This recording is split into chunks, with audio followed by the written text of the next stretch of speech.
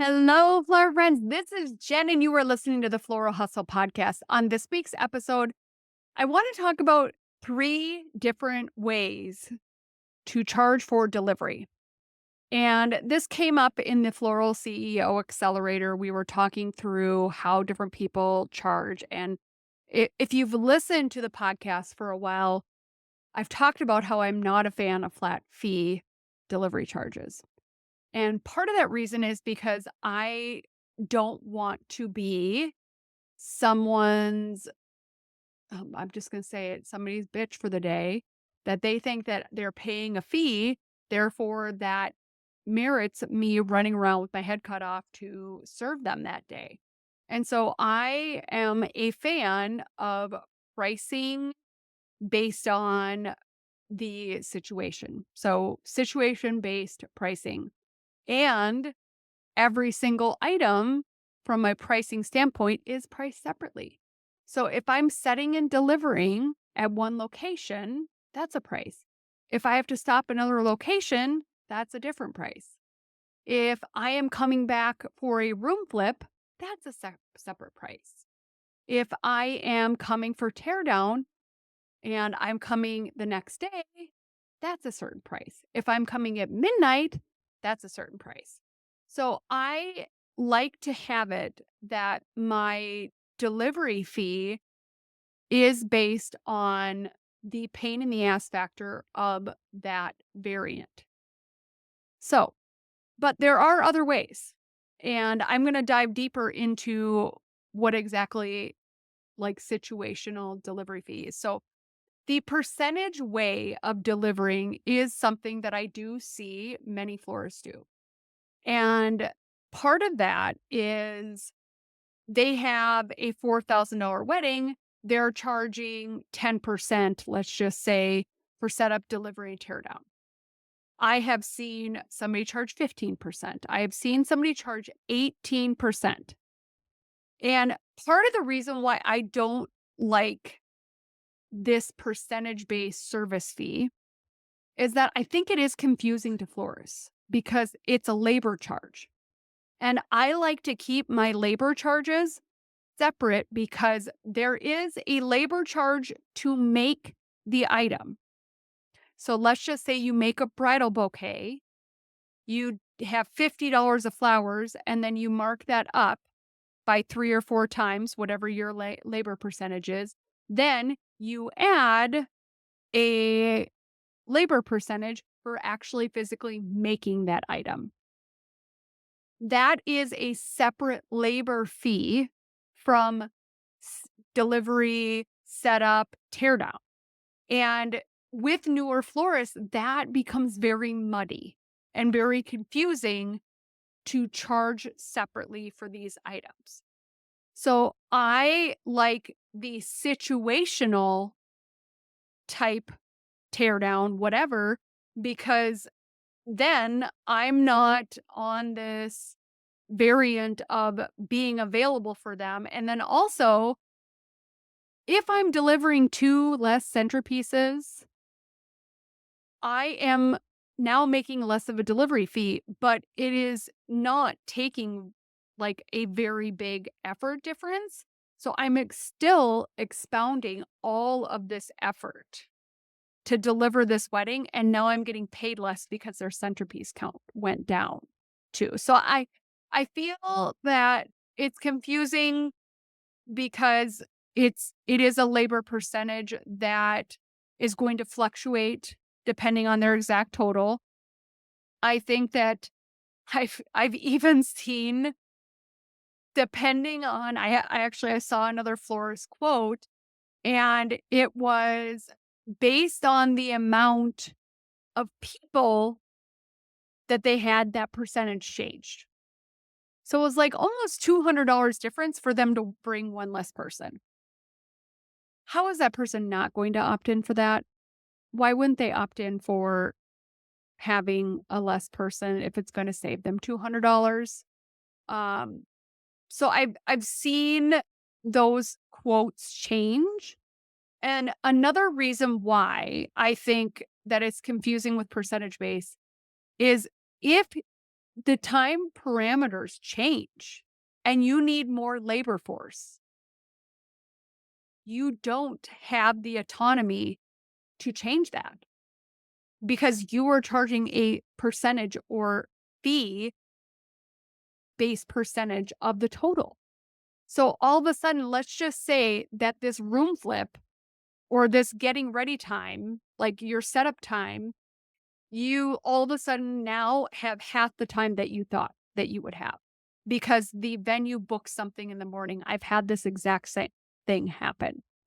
So a event was booked in the morning and we could not get in till 1 o'clock. And we originally thought we could get in at 10 o'clock. So here we are now having to have another person come with because we have considerably less time. So if that is in of worry, it is of worry to me, especially with some of the cultural weddings that I do. Like, I mean, that could mean that I need 2 or 3 more people to help set up if we all of a sudden have considerably less time because these are so elaborate. So I'm just trying to bypass that by doing a flat fee. The Also the caveat on that is that people start to argue. At least in my experience from what I've had other florists that have been charging this way. Well, why are you charging 15%? All you're doing is dropping it off. Couldn't you charge like 10%? I don't want to invite a negotiation in. That's why I'm just giving you my best price or what it costs to deliver this up front. And I don't want to go back and forth. So I'm just positioning it that way from the beginning. This is what it costs. This isn't a negotiation. This is what it costs for me to set up and deliver. And then also, I'm making sure with doing this, situational based pricing that I'm covering my expenses. I was going through the costs of renting a U-Haul, and it's normally here in Minnesota for me to rent a U-Haul for one day. That's me picking it up at around 5 to 6 o'clock the night before my event, loading any hard goods. If it's cold enough, potentially loading tables and flowers in there, and then driving it the next day and returning it before the 24 hours. That's normally around $120 to $140. And that includes the safe move insurance. I always do the insurance because for $12, I just don't want to worry if something breaks the windshield or somebody hits me. I actually had somebody hit my U-Haul. They hooked their moving vehicle into the wheel well of my moving vehicle, it sucked. It took 2 hours for the police to come, and it was in St. Paul, Minnesota, and all they did is just gave us a little piece of paper and didn't really document anything because they said they weren't there to witness it. It was very janky, even though they could see clearly because we left the trucks hooked on each other that the person hit me and they couldn't do anything. But I always get the safe move insurance because I just don't want to have to worry. But then um with that situation, that's just one day. That's $125 one day. If I have to go back and do tear down and need that vehicle for a second day, we're around like usually 210 with that additional mileage and the additional day rate. And I usually rent anywhere from a 20 to a 26-foot U-Haul when I'm renting it. I could get the shorter, but like I have a minivan. So if I'm getting the shorter, it doesn't make a whole lot of sense. I have rented through budget. It was not my favorite experience. I definitely prefer U-Haul. I prefer their checkout process. Everything is just seems to be way better. So I have shopped around and it just seems like that's going to be about the going rate. And the insurance is actually cheaper with U-Haul in my experience. Then, there's that cost. Then there is fuel. Like you have to return it with the fuel that you left the lot with. So I'm also taking on that expense. Then I usually, if it is a longer day setup, I will go and get like lunch for the people that are helping. So there's that expense. If it is a venue that you have to pay for parking, I potentially might have to pay for every freelancer. So there's that expense. If it's not a longer setup, I sometimes will bring snacks just to make sure that people aren't hangry. Uh, I also am in paying everybody's hourly wage that comes with. Like all of those things add up. And I just want to make sure you're covering those expenses because it's really easy to tell somebody that it'll be $250 for you to deliver their wedding because it seems easy. But then all of a sudden, with packing those boxes, packing your vehicle, driving there, unloading, you've spent 4 hours and you've had an additional person with you and you potentially rented a U-Haul. Like you are going to lose money. And I just don't want that for you. So, with those costs, like, I would sit back and use that as part of your situation. Go in and say, "Okay, I'm gonna need a U-Haul. This is about that what that's gonna cost. I'm estimating this many hours of setup. Their hourly wage is this. I have to cover gas. I have to cover a meal. I have to cover parking," whatever it is, like, and you have to pay yourself, and you should be making money because this isn't something you should just be doing for free. So going in there and quoting those fees to make sure that you are covering your expenses and paying yourself for the work that you're doing, to me, is easier said than done, but it is totally possible. Also, if you are doing the third type of quoting or charging, going in and explaining and having to validate all your charges to me just does not seem like fun. So I have seen some florists charge hourly per person that is assisting and then going and charging for each single expense. To me, that's a lot to keep track of. That's a lot of sharing that if for some reason you have one less person because somebody was sick, do they expect a refund? Like, I just don't want to get into the weeds of what it's going to take for me to deliver their wedding. So I would rather prefer like they're just getting that flat rate because either way it has to be done.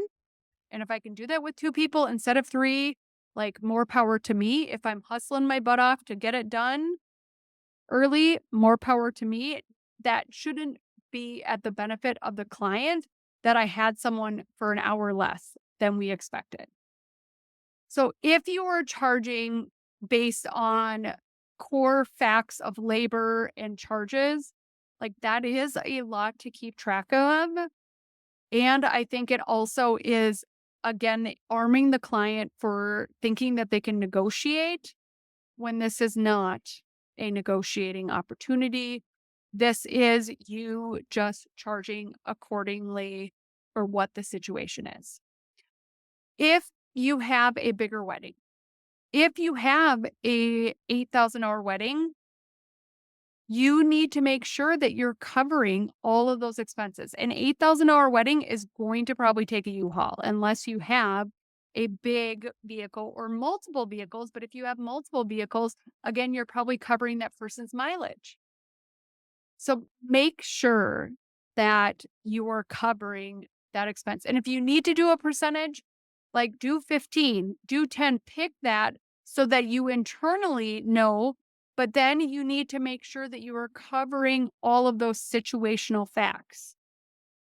I don't want you to be sitting there when you get your U-Haul credit card bill and you're like, crap, I spent $250 on my U-Haul for having it for the weekend, but I charged them $400 for delivery. That's not going to cover all that staff, all of that headache. You're not making money on it, and you deserve to make money on it. So, my preferred method, hands down, is situational based, looking at how painful is this delivery going to be? Am I able to pull up basically like easy unload, easy parking of my vehicle, easy time setting up, and then easy out? Or is this something where I am going to have to go into a freight elevator? I'm going to have to go into some underground loading dock that's just crazy. Like all of those things, impact your time investment. They impact like what you're able to do from a timing perspective, because if you're loading into a loading dock, having I did one this year that we had to go up to the 50th floor. It's not like a super short time span for you to load in. We had to find security to let us in and let us out. Like all of those factors are impacting your time. Chasing down carts, doing all these things are a pain. So make sure you're charging accordingly because you deserve to get paid. Thank you so much for listening, flower friend, and you have an amazing flower filled day.